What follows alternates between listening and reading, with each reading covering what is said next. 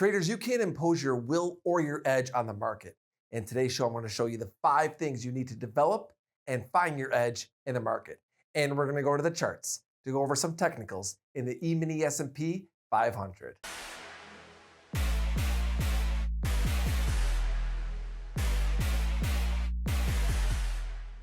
All right, let's go to the charts for this week's Ninja Trader Charting Edge. All right, everybody, pulled up the E-mini S&P 500 here on the daily. Same old with my indicators. Bollinger Bands, 20-period, 3 standard deviation, 10-day moving average in the red, 20-period moving average in the gold. That's the middle Bollinger Band. Everybody's asking me, Anthony, what do you think about the S&P 500 now? Had a little bit of a sell-off over the past few days, and you can see we're almost right back up towards the highs. What do I think from here? What I think is it's the same pattern we've been seeing multiple times going back several months. Let's take it from where we are right here.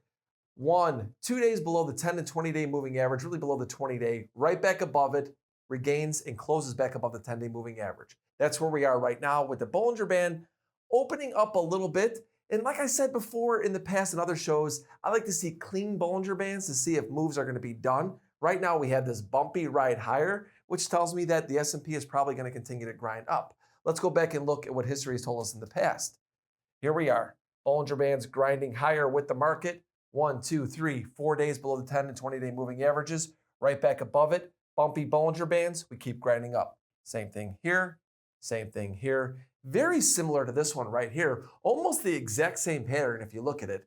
2 days below the 10 and 20-day moving averages, back above the 20-day, closes above the 10-day. Look at that Bollinger Band bumpy to the upside. Same thing here. We're just seeing a repeated pattern over and over and over again in the E-mini S&P 500. Gets that quick pullback. Pullbacks are being bought so quickly, they're not spending any time below the measly 20-day moving average. So for now, it's buy the dips. That's this week's Ninja Trader Charting Edge. 5 things when it comes to developing and finding your edge as a trader. First off is time frame. How long of a time frame do you want to be in a trade? How much time do you have to trade? Some of you guys are working every day, so you don't want to be a day trader scalping intraday. You want to be a swing or position trader. That's the first thing you have to do for developing and finding your edge. Next is style. What style of trader do you want to be in your time frame? Let's just say that you have all day to trade. You got multiple options. You could be a scalper, a swing trader, a position trader, because you have a lot of time. But now you have to decide what style fits your personality. I don't think traders put enough time into thinking about style. They look at other traders and how they've had success, but it comes down to you and what you're comfortable with and what you're confident with. Let's just say that you have a job. Maybe you want to be a swing trader or position trader because you're not going to be at the screens all day, every day, intraday scalping and trading the markets. So it's extremely important to pick a style that suits your time frame and your personality. Next is market. What type of market is going to fit your personality, your style, and your time frame? Do you like stocks? Do you want to trade S&P futures, NASDAQ futures, Russell? Do you like currencies, crypto, bonds? Some markets have a lot of volume, a lot of liquidity, a lot of volatility, and other markets don't. Which markets are going to fit into your style and time frame? Some markets move a lot at night. Some markets move a lot in the morning. Some markets are very news and data driven. Others aren't. It's important to pick a market that fits into your style, time frame, and of course, personality. That leads me to indicators. Some indicators work really well on some markets and not so well on other markets. Do you want to trade momentum? Do you want to buy pullbacks? Do you want to sell rallies, support and resistance, Fibonacci retracements? I don't really think it matters what indicators that you choose. It matters on how you execute and use those indicators. So once again, it's important to choose indicators that fit your personality, fit the market you're trading, fit the style and time frame. It's not about the indicator, it's about how you look and use and execute that indicator. Last but not least, environment.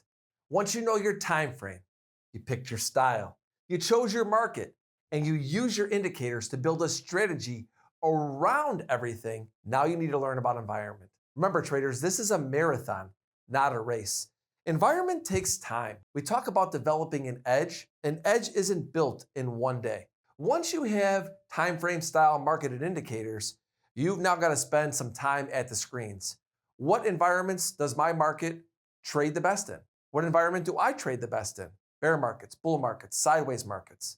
How does my strategy react in those types of environments? This is a skill that you have to learn over time. It takes time. But once you identify the environments that the market's giving you exactly what you want to see, you got to be a taker. And when the environment is giving you something that you don't like and things aren't clear, don't give too much back. Let's go back to the E-mini S&P chart that I went over in the NinjaTrader Charting Edge to tie all of this in.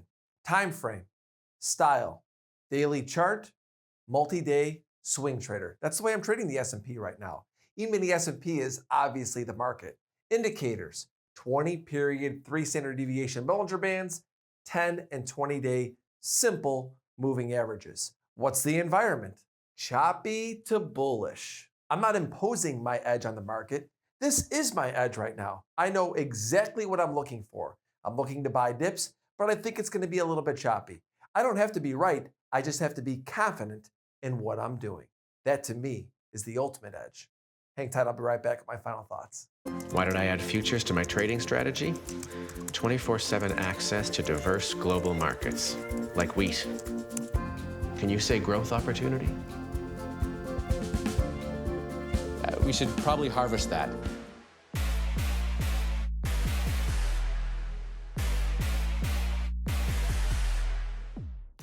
Final thoughts for today, traders.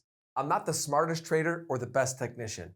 I just allow things to be what they are and take advantage of situations that are clear to me. You don't need to be the smartest or the best chartist. You need grit and a strategy that's clear to you and have the guts to execute it.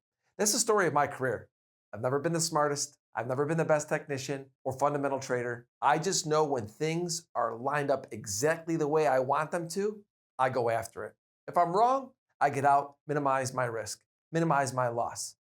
If things aren't going my way, I step back. It's about being confident in ourselves and in our strategy. That's what it's all about. Remember, traders, micro crude oil futures are now live at CME Group.